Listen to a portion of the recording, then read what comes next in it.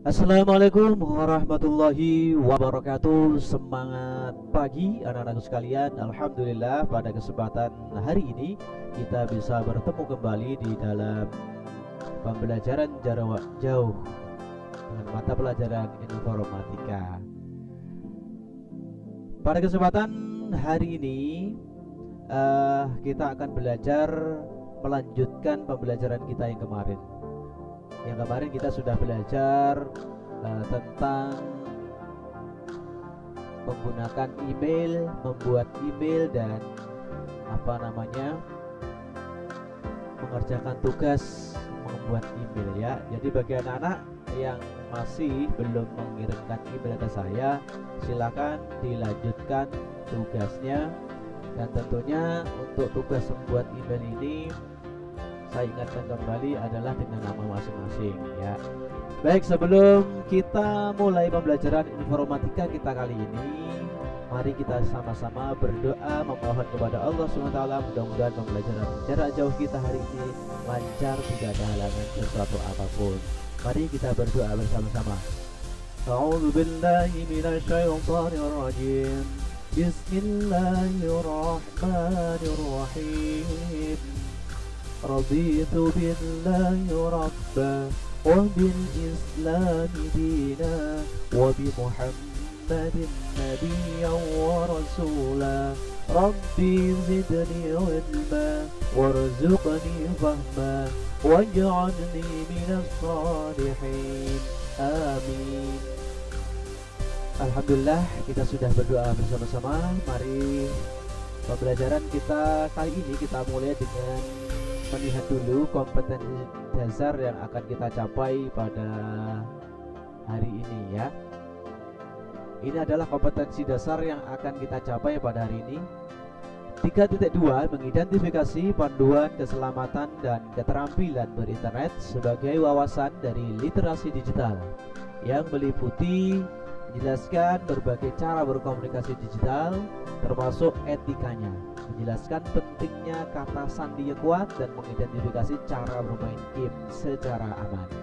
4.2 menerapkan panduan keselamatan dan keterampilan berinternet sebagai wawasan dari literasi digital yang meliputi menerapkan berbagai cara berkomunikasi digital termasuk etikanya, membuat kata sandi yang kuat dan menerapkan cara bermain game secara aman. Nah, ini adalah kompetensi dasar yang akan kita capai kali ini. Nah, kemudian materi kita kali ini, materi pembelajaran kita hari ini adalah menjelaskan etika berkomunikasi digital. Nah, anak-anak sekalian, hari ini selain kita akan atau Ustadz akan menjelaskan tentang etika berkomunikasi digital, nanti akan saya jelaskan apa sih pengertian dari etika itu ya, sehingga anak-anak nanti tahu. Kemudian nanti ada beberapa pengertian yang lain seperti hoax. Apa itu hoax? Nah, nanti ini akan kita jelaskan di sini. Baik, kita mulai pembelajaran kita. Oke. Bab 2, etika dan keamanan berinternet. Etika berkomunikasi digital. Berkomunikasi di dunia maya sama dengan berkomunikasi di dunia nyata. Semua memerlukan etika. Nah, apa etika itu? Etika adalah tata cara dalam masyarakat untuk menjaga hubungan baik di antara kita semua. Artinya di antara kita semua itu bisa sesama teman, bisa dengan ustadz-ustadzahnya, bisa dengan teman yang lain, bisa dengan orang tuanya, orang di sesama Indonesia, luar negeri dan seterusnya. Antara kita semua. Etika berkomunikasi dalam internet disebut juga dengan netiquette atau lebih dikenal dengan sebutan netiquette ya. Ini etika berkomunikasi ya, namanya netiquette. Beberapa etika berkomunikasi di internet antara lain adalah, nah ini ada beberapa etika komunikasi, cara berkomunikasi yang baik di internet. Apa saja? Oke, kita lanjut. Yang pertama adalah Hindari huruf kapital yang berlebihan. Jadi kalau anak-anak menulis sesuatu, menulis status di Facebook atau mengirim pesan lewat WA atau lewat pesan di HP, SMS, itu hindari huruf kapital yang berlebihan. Mengapa? Karena penggunaan huruf kapital yang berlebihan menunjukkan bahwa si penulis sedang marah atau berteriak, ya. Nah, seperti contoh gambar di bawah ini semuanya kan besar hurufnya. Nah, jadi jangan menggunakan huruf kapital yang berlebihan, ya. Oke, kita lanjut yang kedua. Bagian yang kedua, kutip seperlunya. Ketika ingin memberi tanggapan kepada orang lain, maka kutiplah bagian yang penting saja. Jangan di copy paste semuanya, dikutip aja yang kira-kira penting. Oke, kita lanjut. Yang ketiga adalah perlakuan terhadap pesan pribadi. Jika teman kamu atau orang lain mengirim Anda pesan pribadi, maka harus dibalas juga dengan pribadi. Jangan sampai ketika teman kita mengirim japri, jaringan pribadi atau pesan pribadi, anak-anak membalasnya di di status Facebook, apalagi di screenshot lagi, ya itu tidak bagus. Itu etikanya tidak baik. Jadi seperti itu ya. Jadi kalau teman kita mengirim secara japri, maka kita balas secara japri. Kalau mengirimnya pesan itu umum, ya tidak apa-apa, kita balas di tempat umum. Artinya di tempat umum itu di tempat yang diketahui banyak orang, seperti status Facebook. Kita menulis di status, ternyata ada yang mengomentari, ya sudah, tidak apa-apa, kita komentari di situ. Tetapi kalau mengirimnya secara pribadi, maka kita juga harus membalas secara pribadi. Baik, yang keempat, berhati-hati terhadap hoax. Nah, ini yang sekarang lagi marak anak-anak sekalian. Banyak sekali kabar-kabar hoax. Apa sih hoax itu? Hoax adalah berita bohong. Nah, silahkan disaring dulu sebelum berita tersebut dibagikan atau sharing dengan teman-teman yang lain. Jadi sebelum berita itu kita bagikan ke teman, maka harus kita saring dulu. Artinya ini termasuk bagus atau tidak kalau saya bagikan ke teman. Nah, kalau sudah kita saring, oh ternyata bagus, sudah kita bagikan, nggak apa-apa. Atau kita sharing ke teman-teman kita, nggak apa-apa. Yang penting apa yang kita sharingkan itu adalah bermanfaat. Itu adalah etika berkomunikasi digital yang keempat. Selanjutnya yang kelima, ya, gunakan bahasa yang baik dan benar. Dalam berbahasa di dunia maya juga harus menggunakan bahasa yang baik dan benar agar antara pengirim pesan dan penerima pesan saling mengerti. Jangan sampai nanti teman kita berbahasa Jawa, ternyata kita memakai bahasa Inggris. Nah, itu akhirnya tidak nyambung nanti ya. Kalau kita memakai bahasa Indonesia, ya sudah, kita memakai bahasa Indonesia yang baik dan benar. Nah, di sini ada ilustrasinya nih. Jangan lupa bahasa ibu kalian ya. Bahasa ibu kita apa nih? Bahasa Indonesia ya. Pentingnya berbahasa Indonesia dengan baik dan benar sebagai diri dan identitas bangsa. Ya sudah, kita pakai bahasa Indonesia karena kita orang Indonesia. Tetapi kalau dengan teman yang akrab, ternyata temannya bisa bahasa Sulawesi, kita juga bisa bahasa Sulawesi, nggak apa-apa, gitu ya, asalkan nyambung. Baik, itu adalah yang kelima, anak sekalian. Kita lanjut yang keenam. Hindari mengirim file yang melanggar hukum. Sini gambarnya saya tulis stop piracy, stop pembajakan. Pembajakan itu bisa berupa buku, bisa berupa software, bisa berupa produk-produk yang lain. Pengirim file yang melanggar hukum dapat dijerat oleh Undang-Undang ITE. Nah, anak-anak harus menghindari itu ya. Artinya jangan sampai anak-anak mengirim file yang melanggar hukum seperti software yang bajakan dikirimkan ke temannya. Nah, contohnya lagi di sini, menyebarkan musik bajakan kepada orang lain. Nah, ini berbahaya. Kenapa? Karena kalau musik bajakan ini kita sebarkan kepada orang lain dan kemudian orang kita terdeteksi oleh Undang-Undang ITE, ini kita bisa dipenjara nanti ya.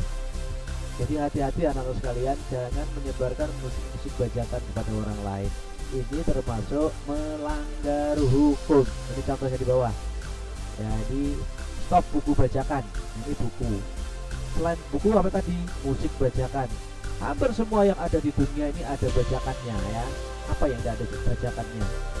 Hampir semuanya. Tetapi usahakan semaksimal mungkin bahwa kita bisa memakai produk-produk yang asli. Kenapa? Karena kita menghargai jerih payah orang yang sudah membuat itu ya. Oke, baik, kita lanjut ya. Yang selanjutnya yang ke-6, yang ke-7 sekarang ya. Bersikap santun.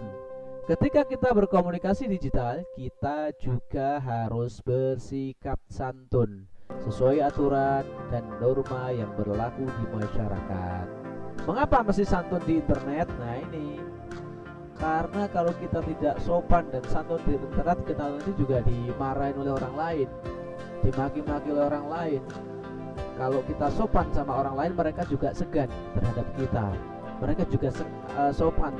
Tapi kalau kita tidak sopan, maka orang lain juga tidak akan sopan terhadap kita. Itu ya. Nomor 7. Nah, nomor 8. Selanjutnya, berbagi konten yang baik dan bermanfaat. Nah, konten positif yang patut dibagikan media sosial yaitu konten yang baik dan bermanfaat. Konten yang kita bagikan haruslah bersifat baik dan bermanfaat, sehingga orang yang kita bagi juga menerima manfaat dari apa yang kita kirimkan. Nah, apa saja sih ciri-ciri konten yang bermanfaat? Apa saja coba kita lihat ya. Ciri-ciri konten yang bermanfaat. Nah ini, yang pertama adalah kebaikan. Bisa mendorong kepada kebaikan dan ketakwaan. Ini konten yang bermanfaat. Ketika kita kirimkan quote atau kita kirimkan kata-kata yang baik, kata-kata dakwah, ternyata teman-teman kita bisa menjadi baik, ya kan? Nah itu bermanfaat, bisa menambah ketakwaan. Yang kedua, ilmu pengetahuan. Nah, bisa menambah ilmu pengetahuan, bisa menambah hasanah ilmu pengetahuan. Itu baik, bermanfaat. Tiada kebencian, tidak melahirkan kebencian dan permusuhan. Ini ciri-ciri konten yang bermanfaat. Nah, kemudian anak-anak sekalian, selanjutnya yang ke-9 ini adalah menghargai kehidupan pribadi orang lain. Tidak semua orang ingin berbagi di kehidupan pribadinya. Jadi kita harus menghormati dan menghargai hak pribadi masing-masing. Anak-anak sekalian, kelas 4 SD Muhammadiyah 2 yang sama-sama dirahmati Allah SWT, di sebelah kanan ini sudah saya tuliskan privasi keluarga yang perlu jaga. Apa saja sih privasi yang perlu kita jaga? Ya, yang pertama mengumbar kartu identitas seperti KTP, kartu identitas anak, SIM dan password. Jangan sampai anak-anak sekalian ini mengumbar kartu identitas yang penting ini di dunia maya ya, atau di internet. Yang kedua, menunjukkan kode boarding pass atau kode pesawat. Nah ini berbahaya. Kalau kita menunjukkan kode boarding pass ini di pesawat, bisa jadi kita tidak bisa naik pesawat. Kenapa? Karena orang lain yang naik. Dan bisa jadi kita termasuk korban kejahatan. Karena ada orang yang melihat, oh orang ini pulang kampung gitu ya, berarti rumahnya kosong. Kalau rumahnya kosong berarti kita leluasa untuk masuk rumahnya. Karena dia, saya lihat di Facebooknya, dia mengupload boarding pass. Kan begitu. Jadi hati-hati, jangan asal mengupload konten-konten termasuk kode boarding pass di pesawat. Kemudian yang ketiga, posting identitas atau atribut sekolah anak. Wah ini berbahaya juga. Kenapa? Kalau ada banyak orang yang tahu ternyata anaknya sekolahnya di situ. Nah kemudian ada orang yang berniat tidak baik, dia mengintai, oh ternyata pulangnya jam 3. Dia menyamar sebagai ojek, kan bisa saja.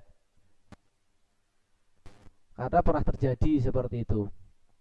Kemudian yang keempat, menunjukkan tampak depan dan isi rumah. Nah, isi rumahnya ini bisa membuat orang yang tidak bertanggung jawab menjadi kepingin melihat dan ingin mengambil.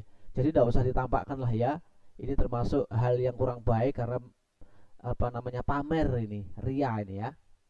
Yang kelima, menyebarkan kontak pribadi, nomor HP dan alamat. Nah, ini juga harus disembunyikan kecuali pada orang-orang yang sudah kita kenal.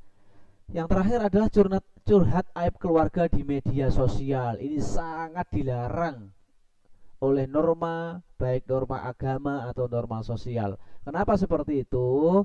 Karena dengan kita curhat aib keluarga di media sosial sama dengan kita mengumbar aib kita sendiri. Jadi anak-anak sekalian, 1 sampai 6 ini tidak boleh dilakukan ya di media sosial karena sangat berbahaya.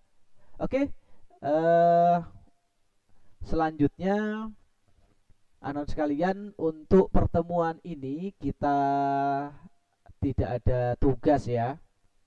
Alhamdulillah tidak ada tugas. Tetapi pesan saya bagi anak-anak yang kemarin belum mengumpulkan tugas, silahkan segera mengumpulkan tugas, yaitu membuat email. Bagi yang sudah, berarti tidak ada tugas. Silahkan dibuka bukunya kembali saja dan mungkin diulang-ulang dan bisa berlatih membuat ini ya, poster tentang komunikasi digital. Tetapi ini bukan tugas, karena tidak ada tugas untuk pertemuan ini. Baik anak sekalian, mari kita sama-sama tutup pertemuan kali ini dengan bersama-sama membaca doa kafaratul majelis. Subhanakallahumma wa bihamdika asyhadu an la ilaha illa anta asyhadu an la ilaha anta astaghfiruka wa atubu ilaik. Dari saya kurang lebihnya mohon maaf. Nun wal qalam wa masturun. Assalamualaikum warahmatullahi wabarakatuh.